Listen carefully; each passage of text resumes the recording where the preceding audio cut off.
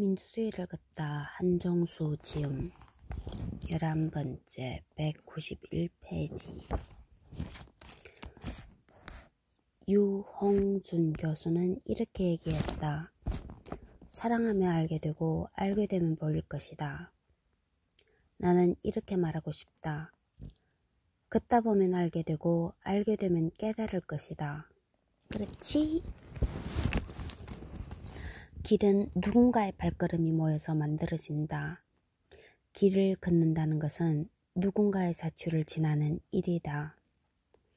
수없이 차를 타고 지나다닌 길이 뒤에 수백 번 쏘다닌 골목 깊은 곳에 많은 역사가 숨쉬고 있으나 알려고 하지 않았다. 그러나 이 책을 읽은 뒤 따라 걸으면 많은 것을 알게 될 것이다. 그런 것 같네요. 그리고 깨달을 것이다. 무엇을 깨달을지는 독자 재현의 몫이다. 김형민 PD 작가.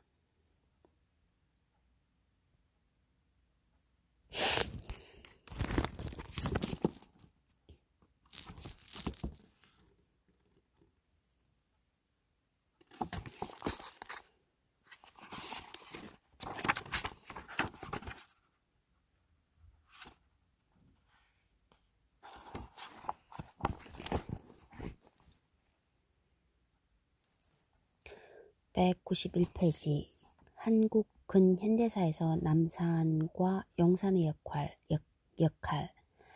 애국가 이설에 등장하는 남산은 서울 시민들의 대표적인 휴식 공간이자 케이블카와 서울타워가 있는 관광 명소로 잘 알려져 있다. 하지만 정말 가슴 아픈 역사를 가지고 있었다는 사실은 그 정도까지는 알려지지 않았다. 조선시대의 한양은 청계천을 경계로 북쪽은 벼슬 아치나 부자들이 살았고 남쪽은 벼슬 없는 선비와 서민들이 모여 살았다. 하지만 1876년 강화도 조약 이후 도성 안에는 외국인들이 살 수 없다는 금법을 무너뜨리고 일본인들이 들어오기 시작했다. 이들은 종로 쪽으로 진출하기에는 아직 힘이 부족했기에 남산 기슭과 그 일대, 즉 지금의 예장동, 충무로, 을지로, 명동 지역에 거류민촌을 만들었다. 이 시기에 순박했던 남산골 선비들은 거의 사라지고 말았다. 남영, 난, 잉, 이란, 지명은 이곳에 조선시대부터 도성 남쪽의 군부대가 있었기에 붙여졌다고 한다. 여기에 군부대가 자리한 이유는 용산, 남영 일대는 한강이 가까워 이동에 유리하고 남대문 바로 밑이라 도성 안에 별난이 날 경우 바로 출동할 수 있는 곳이기 때문이다. 그러나 구한 말에는 원세계가 이끄는 청나라 군대가 차지했고 이후 일본과 미국이 이어받으며 3세기에 걸쳐 130년 이상 외국 군대가 수도의 한복판을 차지하고 있는 부끄러운 역사의 현장이 되었다. 가보년 동학 농민군의 봉기를 틈타 일본은 오시마 요시마사, 오시마 따도, 요시 이 마사 창, 오시마 요시마사, 오시마 따도, 요시마사 이 창, 마사가 창이구나. 오시마 요시마사 따도 이 창. 오시마는 따도는 아베 전 일본 총리의 외고조부이자 일본 육군의 주류인 조슈 군부의 일원이었다. 그들은 조선정부의 항의에도 아랑곳하지 않고 1894년 6월 8일 인천에 상륙, 서울로 진입했다. 일본군은 효창원에 사령부를 설치하고 이태원, 서빙고 등지에 주둔했다. 6월 17일 일본은 청나라에 선전포고하면서 경야포를 남산에 설치하여 경복궁을 직접 겨냥하였다. 결국 그들은 한양을 장악하고 청일전쟁에서 승리하면서 조선 침략을 가속화하였다. 하지만 열강, 특히 러시아의 간섭으로 물러나야 했으나 다시 이빨을 드러내었다. 이번에도 용산이 주요 목표가 되었다. 그 시작은 1904년 2월 23일이었다. 다시 서울을 점령한 일본은 한일 의정서라는 군사협정을 강제로 체결했다. 일본군이 원하면 한국 땅 어디라도 점유할 수 있고 한국 대한제국 정부는 협조해야 한다는 극악한 내용이었다. 전세가 유리해지자 일본군은 영구적인 기지를 만들기 위해 용산, 둔지산 일대를 선택했다. 일본군은 이미 3월부터 용산에 병기창을 만들기 시작했으며 다음 해인 1905년 7월 26일까지 토지 수용을 완료해 줄 것을 요구했다. 땅의 크기도 크기였지만 용산, 마포 일대에 엄청난 수의 묘가 있다는 것도 심각한 문제였다. 용산 땅에는 117만 기가 넘는 묘가 있었다고 한다. 물론 정확하게 센 것이 아니라 2평당 묘 한 기 정도로 어림한 숫자였다. 가옥은 1176호, 최대한 줄여도 가옥과 농토 보상비만 89만 원에 달했다. 하지만 일본은 평양과 의주 땅까지 합쳐 20만 원만 내놓았다. 당연히 분묘 이장비는 엄두를 내지 못했다. 분노한 주민들이 내부, 지금의 행정자치부로 찾아가 격렬하게 항의했지만 일본군에 의해 해산되고 말았다. 1905년 8월 10일 토지 수용이 완료되었다. 일본군이 자리 잡기 전까지는 효창공원과 용마루 일대를 용산이라고 불렀으므로 효창공원과 용마루 일대, 일본군은 자신들이 차지한 지역을 신용산이라고 불렀다. 1906년 6월 남영동에서 지금의 한강대교에 이르는 직선도로 지금의 한강로가 개통되고 11월에 2층 887평짜리 용산역이 완공되어 1906년에 11월에 완공됐네? 그러면 115년 됐네? 점차 신용산이 아닌 용산으로 불리게 된다. 용산역은 경의선과 경부선이 모두 지나는 교통의 요지가 되었다. 1907년 1월 군용지를 117만 평으로 확정했는데 현재 미군의 사용부지가 108만 평임을 감안하면 당시와 별 차이가 없음을 알 수 있다. 나머지 200만 평은 철도 시설과 도로가 들어서고 1915년 이후 기지가 크게 확장되면서 용지로 사용된다.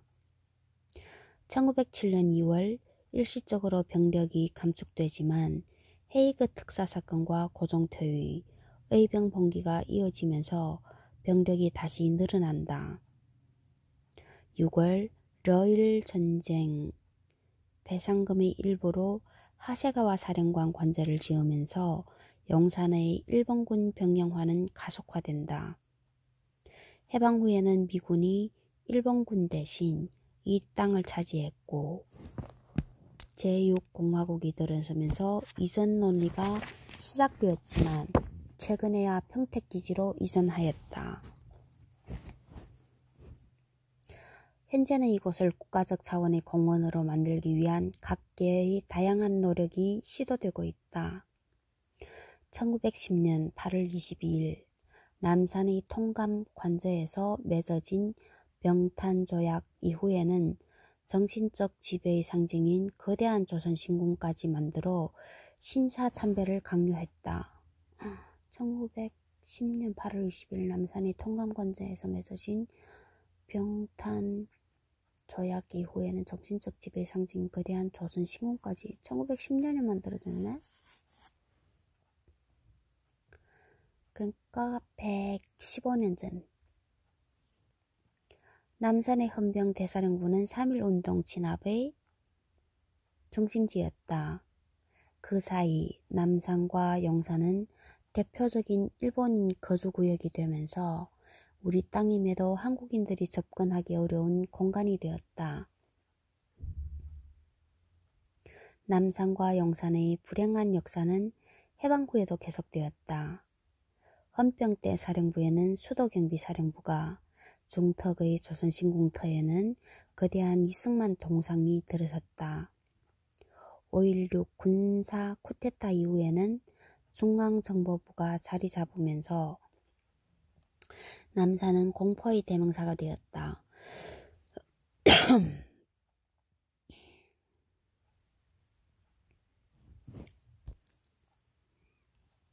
남산과 영산의 불행한 역사는 해방 후에도 계속되었다. 헌병대 사령부에는 수도경비사령부가, 중턱의 조선신궁터에는 거대한 이승만 동상이 들어섰다. 5.16 군사 쿠데타 이후에는 중앙정보부가 자리 잡으면서 남산은 공포의 대명사가 되었다. 한밤중에 남산에서 왔습니다. 모시겠습니다. 라며 검은 선글라스를 끼고 느닷없이 나타나는 장정들은 저승사자나 마찬가지였다. 남영동과 용산 역시 일본군은 떠났지만 미군이 들어오면서 대한민국의 주권이 미치지 못한 땅이 되었고, 남영동과 서빙고에는 경찰과 보안사령부의 분실이 설치되었다. 경찰과 보안사령부의 분실이.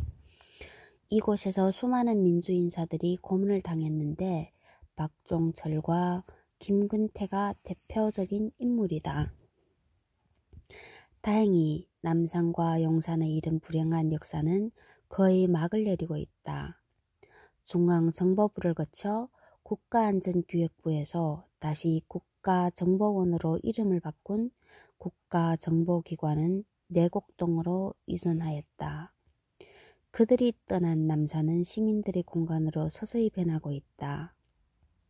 용산의 미군도 최근 평택으로 떠나면서 거대한 공무원으로서의 변신을 눈앞에 두고 있다. 공포의 공간이었던 남영동 대공분실은 다소 모호한 성격을 가진 공간인 경찰청 인권센터로 사용되다가 2021년 6월 10일 착공식을 시작으로 2024년 2월까지 민주주의와 인권을 상징하는 민주인권기념관으로 변신할 것이다. 서울의 남쪽을 지키는 남산과 용산의 남영동은 그 중요한 위치 탓에 외세와 군부 독재자들의 근거지가 될 수밖에 없었고 불행한 역사를 겪었다. 이제서야 시민들에 의해 서서히 제자리를 찾아가고 있는 것이다.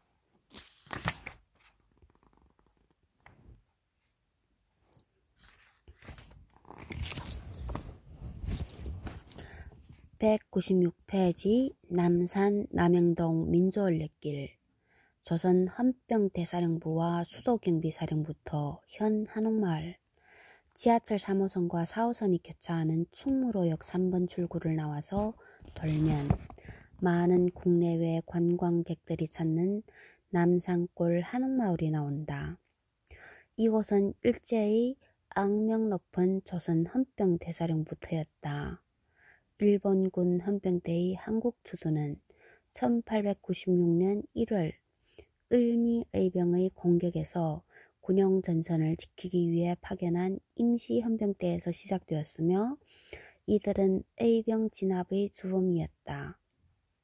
정식 강점 직전인 1910년 6월 테라우치 마사다케 테라우치 테라스 우치는 네 스네 테라우치 마사다케 마사는 정 다케는 이 테라우치 마사다케 테라우치 스네 마사다케 정 마사 정 다케 이 테라우치 마사다케 스네 정 이 통감은 한국 정부의 테라우치 마사다케 통감은 한국 정부의 경찰권을 박탈하고 경무총감부를 신설하여 헌병대 사령관이 경무총감을 겸임토록 했다.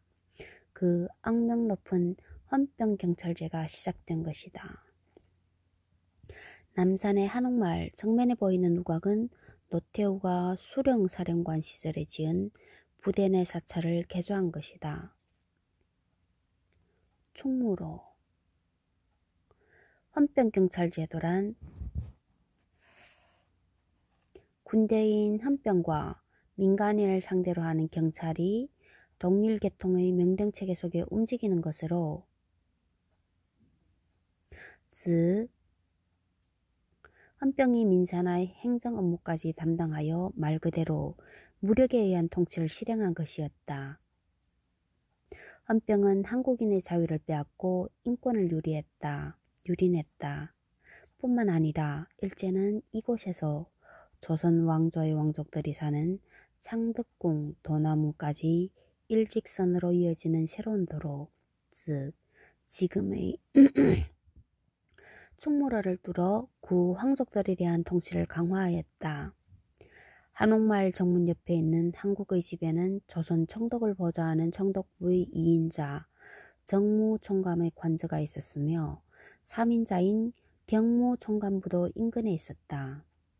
1919년 3월 1일 태화관에서 독립선언을 한 민족대표 29인도 경무총감부로 체포되어 조사를 받은 다음 서대문 형무소에 수감되었다. 조선 헌병대사령부 자리에는 해방 후 수도경비사령부 1980년대 수도방위사령부로 개편됨이 들어섰다. 주체는 바뀌었지만 군사시설이란 면에서는 변함이 없었다. 경복궁과 청와대를 정면으로 건너다 보는 이곳은 여전히 여충지였던 것이다. 한때는 필동 육군본부라고 부를 정도였다.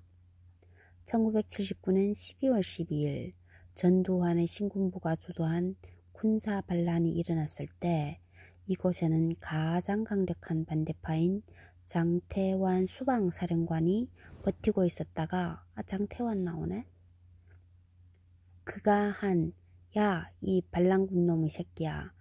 니들 거기 꼼짝 말고 있어. 내 지금 전차를 몰고 가서 내 놈들의 머리통을 다 날려버리겠어.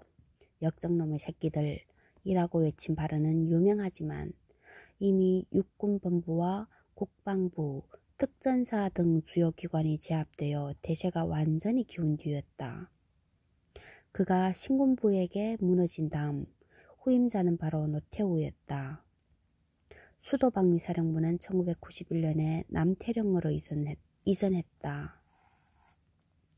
한 구석에는 수도방위사령부가 있었다는 표석이 있지만 관심을 갖는 이들은 거의 없다. 일반인들 내리에서 조선 헌병대 사령부와 수도방위사령부가 완전히 잊히게 될 날도 얼마 남지 않았다. 수도방위사령부터 1979년 12월 12일 전두환의 신군부가 주도한 군사반란이 일어났을 때 이곳에는 가장 강력한 반대파인 장태환 수방사령관이 버티고 있었다.